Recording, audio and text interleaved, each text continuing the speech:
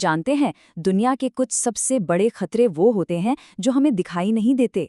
वो हमारे पैरों के ठीक नीचे धरती की गहराइयों में चुपचाप पनपते रहते हैं। और हाल ही में ब्यूरो ऑफ इंडियन स्टैंडर्ड्स, जिसे हम BIS भी कहते हैं, ने भारत का नया भूकंपीय जोनेशन नक्शा जारी किया है। अब ये सिर्फ एक खबर नहीं है, बल्कि करोड़ों लोगों की सुरक्षा से जुड़ा एक बहुत ही जरूरी दस्तावेज है। तो आज हम इसी अदृश्य खतरे की परतें खुलेंगे और ये समझेंगे कि ये नया नक्शा हमारे भविष्य के लिए क्या मायने रखता है। जरा सोचिए, क्या हो अगर हमें पहले से ये पता चल जाए कि धरती का कौन सा हिस्सा कब और कितनी ताकत से कांप सकता है। ये कोई साइंस फिक्शन की बात नहीं है, बल्कि अब ये एक वैज्ञानिक हकीकत की तरफ बढ़ता हुआ एक कदम है। एक ऐसी हकीकत जो हमारी तैयारियों को एक नई दिशा दे सकती है और शायद लाखों जानें बचा सकती है। तो हुआ ये है कि ब्यूरो ऑफ इंडियन स्टैंडर्ड्स ने देश के लिए खतरे की इन लकीरों को, इन रेखाओं को फिर से खींचा है। तो इस नए नक्शे को हम पूरी तरह से समझें, उससे पहले ये जानना जरूरी है कि ये जिस ताकत को मापता है वो आखिर है क्या। मतलब ये जमीन कांपती क्यों है, भूकंप आता कैसे है। चलिए धरती के इस गहरे राज को जरा आसान भाषा में समझते हैं। इसे कहानी की तरह समझते हैं। हमारी पृथ्वी की जो ऊपरी सतह है ना, वो कई बड़ी बड़ी चट्टानी प्लेटों से बनी है। इन्हें हम टेक्टोनिक प्लेट्स कहते हैं। और ये प्लेट्स रुकी हुई नहीं है, ये हमेशा बहुत धीमी रफ्तार से खिसकती रहती हैं। अब जब ये एक दूसरे से टकराती हैं या एक दूसरे से रगड़ खाती हैं, तो इनके किनारों पर, जिन्हें हम फॉल्ट लाइंस कहते हैं, जबरदस्त तनाव और ऊर्जा जमा होने लगती है। सोचिए जैसे एक स्प्रिंग को दबाया जा रहा हो। सालों साल ये ऊर्जा इकट्ठी होती रहती है और फिर एक दिन बूम, ये सारी ऊर्जा एक ही झटके में बाहर निकलती है और वही झटका पूरी धरती को हिलाकर रख देता है। अब ये समझना बहुत जरूरी है कि हर भूकंप को दो अलग अलग पैमानों पर मापा जाता है।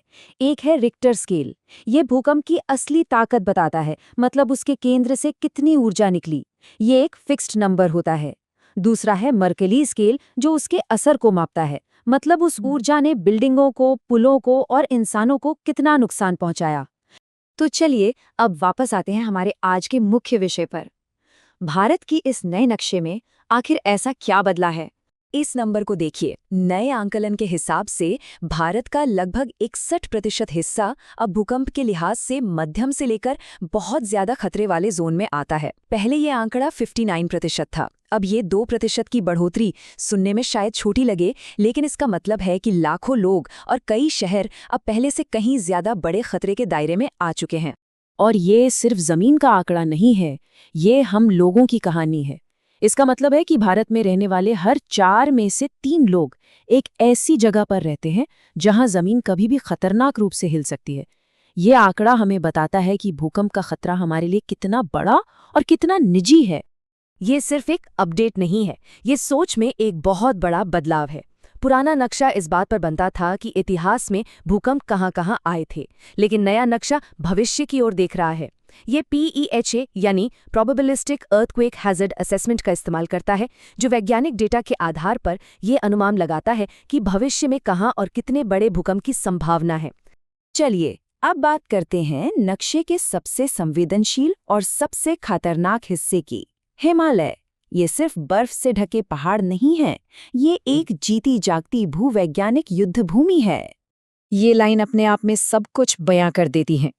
लाखों सालों से भारतीय टेक्टोनिक प्लेट यूरेशियाई प्लेट से लगातार टकरा रही है और इसी महाद्वीपीय टक्कर ने हिमालय को जन्म दिया है।